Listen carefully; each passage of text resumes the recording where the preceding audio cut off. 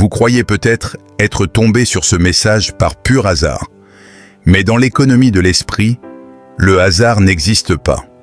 Si vous m'écoutez en ce moment, c'est que votre fréquence intérieure est enfin alignée avec une vérité que vous avez longtemps cherchée.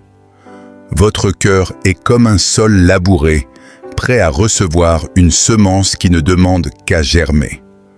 Souvent, nous traversons la vie en ayant l'impression de courir après une ombre. Nous cherchons des réponses dans le bruit, dans l'agitation, dans les conseils des autres, alors que la clé de notre destinée repose dans un murmure. Ce script n'est pas simplement une suite de mots, c'est une invitation à une pause sacrée.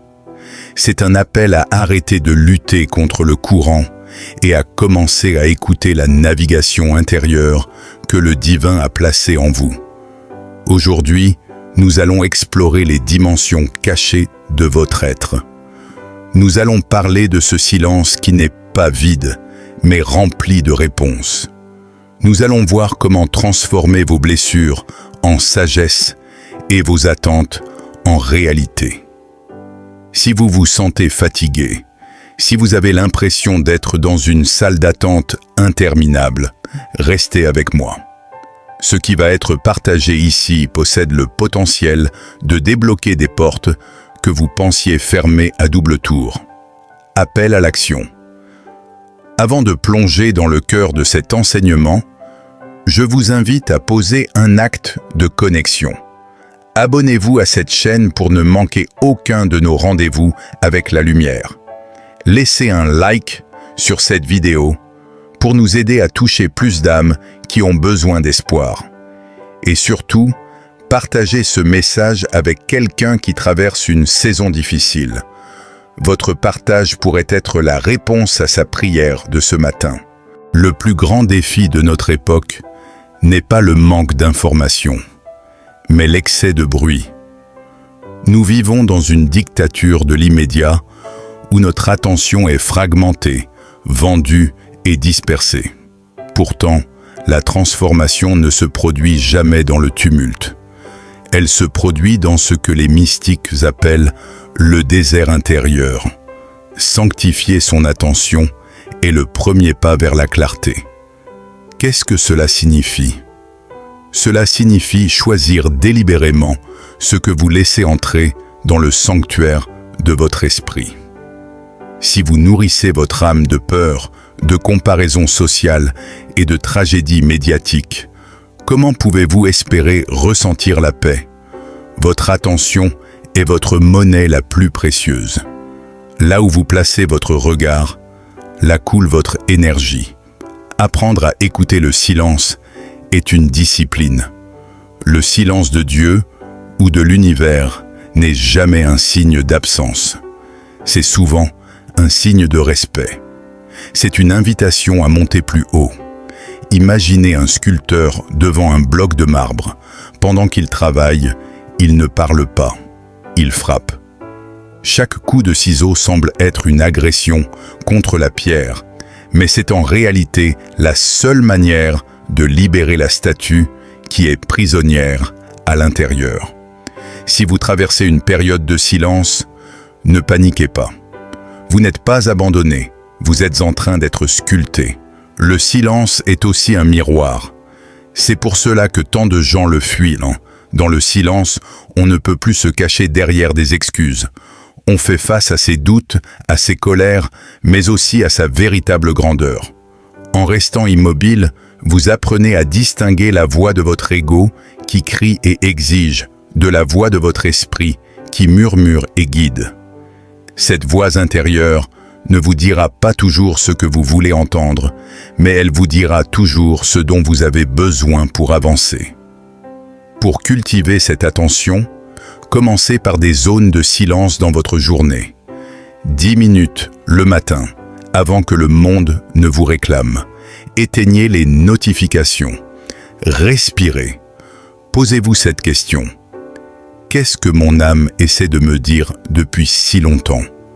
Vous seriez surpris de voir à quel point les solutions à vos problèmes les plus complexes apparaissent d'elles-mêmes lorsque vous cessez enfin de faire du bruit. Personne n'aime souffrir. Pourtant, si nous regardons en arrière, nous réalisons que nos plus grandes phases de croissance sont nées de nos plus grandes douleurs. Il existe une alchimie spirituelle qui permet de transformer le plomb des difficultés en l'or de la sagesse. L'une des plus grandes erreurs que nous commettons est de voir l'épreuve comme une punition. Nous disons « Pourquoi moi ?», alors que nous devrions dire « Pourquoi faire ?» La brisure n'est pas la fin de l'objet. C'est parfois la seule façon de laisser passer la lumière. Pensez à une graine. Pour qu'un arbre immense voie le jour, la graine doit littéralement mourir.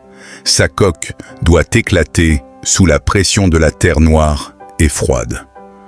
Sans cette destruction apparente, il n'y a pas de vie nouvelle. Si vous vous sentez brisé aujourd'hui, considérez ceci. Vous n'êtes pas en train de vous effondrer. Vous êtes en train de vous ouvrir. Les zones de votre vie qui ont été labourées par la souffrance sont les zones où la compassion et la force vont pouvoir s'enraciner. Une personne qui n'a jamais souffert peut être sympathique, mais seule une personne qui a traversé le feu peut être une lumière pour les autres. Il est également crucial de purifier sa mémoire.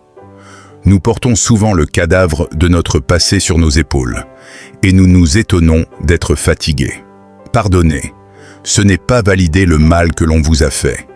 C'est décider que ce mal n'a plus le pouvoir de dicter votre présent. En libérant ceux qui vous ont blessés, vous vous libérez vous-même de la prison de l'amertume. Le Saint-Esprit, ou la force de vie en vous, travaille souvent dans l'ombre. Vous ne voyez pas les racines pousser, mais elles le font. Vous ne voyez pas les cellules se régénérer, mais elles le font. De même, votre destin est en train d'être tissé dans les coulisses de votre existence actuelle. Chaque larme versée dans la foi est une semence. Ne méprisez pas les petits commencements. Ne méprisez pas les jours de pluie. Sans pluie, rien ne pousse. Acceptez votre saison actuelle, car c'est elle qui contient les nutriments nécessaires pour votre prochaine victoire. La spiritualité sans action est une illusion. Une fois que nous avons écouté le silence et accepté nos épreuves, il vient un moment où il faut marcher, mais pas n'importe comment. Il faut marcher par la foi, et non par la vue. Marcher par la foi, c'est accepter d'avancer sans avoir le plan complet. C'est comme conduire une voiture la nuit. Vos phares n'éclairent que les 30 prochains mètres, mais cela suffit pour faire tout le trajet. Dieu ne vous donne pas une carte détaillée de votre avenir, parce qu'il veut que vous appreniez à dépendre de sa présence, pas seulement de ses bénédictions. Si vous saviez tout à l'avance, vous n'auriez pas besoin de courage. Et sans courage, il n'y a pas de transformation de caractère. L'obéissance est souvent un mot qui fait peur, car il suggère une perte de liberté. Mais dans le domaine spirituel, l'obéissance est la clé de la véritable liberté. Obéir à sa voix intérieure, c'est s'aligner sur les lois universelles de l'amour, de la générosité et de la vérité. Quand vous ressentez l'impulsion de pardonner, de donner, de changer de carrière ou de demander pardon, et que vous le faites malgré la peur, vous ouvrez des portes dimensionnelles. Souvent, nous attendons un signe géant pour bouger. Mais le divin préfère utiliser des coïncidences, des intuitions et des paix intérieures. La paix est votre boussole. Si vous avez une opportunité brillante devant vous, mais que votre cœur est troublé, attendez. Si le chemin semble difficile, mais que vous ressentez une paix profonde et inexplicable, avancez. Cette paix est la signature du ciel sur votre décision. Enfin, rappelez-vous que vous n'êtes pas un réservoir, mais un canal. Tout ce que vous recevez, sagesse, force, ressources, est destiné à circuler. Si vous gardez tout pour vous, vous stagnez. Si vous partagez, vous créez un vide que l'univers s'empresse de remplir de nouveau. C'est la loi de la multiplication par le partage. Soyez une bénédiction pour quelqu'un aujourd'hui, même par un simple sourire ou une parole d'encouragement.